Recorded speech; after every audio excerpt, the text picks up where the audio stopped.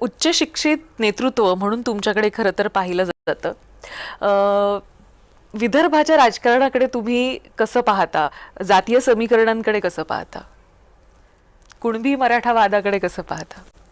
नाही, कुणबी मराठा वाद कधीच नव्हता. आधी तर म्हणजे असं व्हायचं की म्हणजे कुणबी मराठ्यांमध्ये रोटीबेटीचे व्यवहार आहेत, म्हणजे हे होत असतं.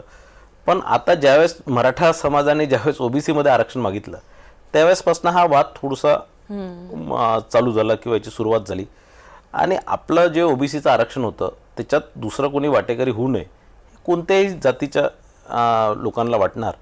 तर आधी ज्यावेळेस मराठा आंदोलनं सुरू झाले, मराठा आंदोलन संभाजीनगरपासून सुरू झालं, त्यानंतर पश्चिम महाराष्ट्र, मराठवाडा, आणि ज्यावेळेस ते विदर्भात आलं तेव्हा ते सकल मराठा झालं, कारण विदर्भात कुणबी समाज जास्ती संख्या आहे. तर त्याही मराठा आंदोलनामध्ये किंवा त्या मोर्चांमध्ये मोठ्या प्रमाणात कुणबी समाजाचा सहभाग झाला आणि म्हणून त्याचं व्याप्ती वाढली, त्याची संख्या वाढली.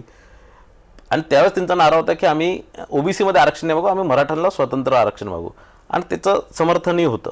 पण ज्यावेळेस जरांगे पाटलांनी ओबीसीमध्ये आरक्षण मागणं सुरू केलं किंवा ओबीसीमध्ये मराठा समाजाला अंतर्भूत करून घ्या म्हटणं चालू केलं, आमच्या याच्यात आरक्षणामध्ये वाटेकरी होण्याचा प्रयत्न केला, त्यावेळेस मग तो वाद निर्माण झाला. त्यावेळेसपासून तो वाद चालू झाला.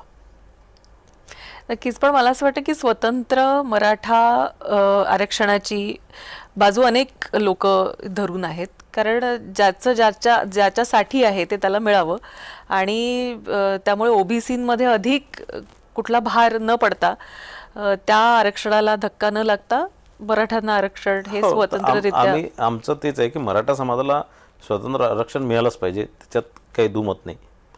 मराठा समाज ही आज राजकीयदृष्ट्या, शैक्षणिकदृष्ट्या, नोकऱ्यांच्या दृष्ट्यातून ते तितकं प्रगल्भाने मागासलेलं आहे, त्यांना निश्चितच मिळालं पाहिजे. पण ओबीसीमध्ये 356 जातीमध्ये 357वी जात ॲड न होता मराठाला वेगळे आरक्षण मिळालं पाहिजे, ओबीसीला वेगळं आपलं आरक्षण राहिलं पाहिजे.